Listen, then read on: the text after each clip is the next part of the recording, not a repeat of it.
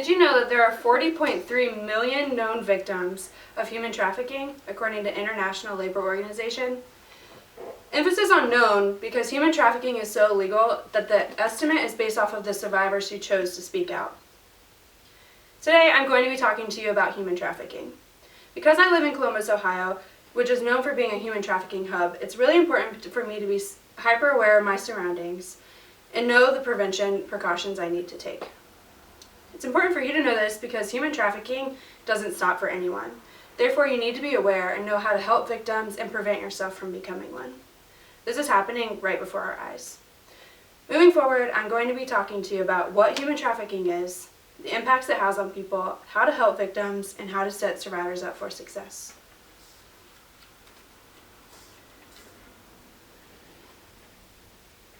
First, human trafficking is a big problem. Human trafficking is the act of transporting or selling humans into forced labor or sexual exploitation. According to Ohio Attorney General, human trafficking is a multi-billion-dollar company that steals the lives of men, children, women, and teens. According to Global Centron, a nonprofit human trafficking organization, human trafficking is now known as the modern-day slavery. The most known form of human trafficking is sex exploitation, but other trafficking could be buying and selling organs or temporary marriage to get in and out of the states, debt bondage, or child labor. I read a blog post on Exodus Cry from a woman named Joelle Baraka. When she was 11, she was sold into prostitution, and when she turned 14, she was sold into child pornography. The worst part about this story is that her dad was the middleman giving her to the pimp. Another blog post was from Rose Kalimba, which said that she was raped for 12 hours by 2 men, and a third man was recording it for child pornography. Obviously, these are unspeakable things. The Polaris Project, a national organization fighting against human trafficking, says this business steals freedom of people for profit. We see this every day. We could be scrolling on Facebook and Twitter and see a missing person post, or on the radio, or listening to the radio for 10 minutes and hear them telling us to look for a specific car on the road, or a billboard with a child's face on it, or even this weekend in Columbus, the Arnold Classic happening, which is another known trafficking hub that is walking distance from our house. This is all around us. Obviously, because this is a huge problem, we need to have a solution. Progression needs to happen, therefore we have to have a plan. According to the government's Office of Trafficking, it's important for us to know the signs, share tips to the authority, and spread awareness within our community by talking to our peers.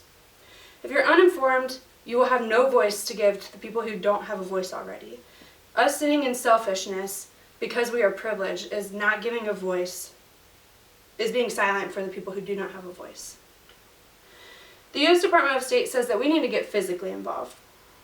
We can be doing this by joining anti-trafficking efforts, speaking to our politicians, or going to the school systems in hopes that they will put it in their curriculum.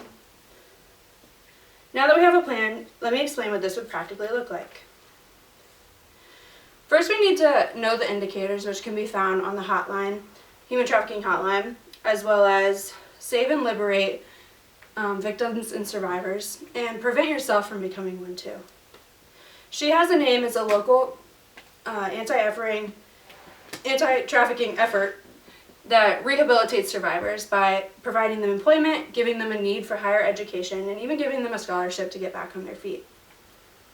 The government's Office of Trafficking says that you need to think about before you shop. Like I said earlier, another form of human trafficking is child forced labor or adult forced labor. That means that the clothing we could be wearing could have been made by children who were in a human trafficking ring.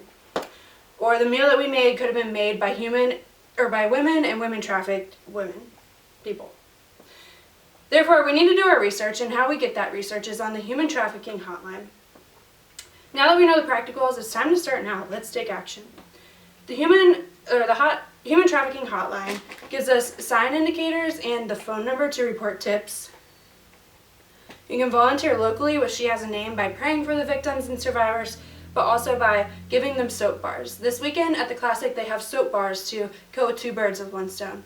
One, the coronavirus, and two, it has prevention tips on the packets. Another practical is that we could use our voice. For example, if you're an attorney, you can fight to rehabilitate survivors. And if you're a teacher, you can share this with your students. In conclusion, human trafficking is modern day slavery that we need practical progression for. Don't become a statistic.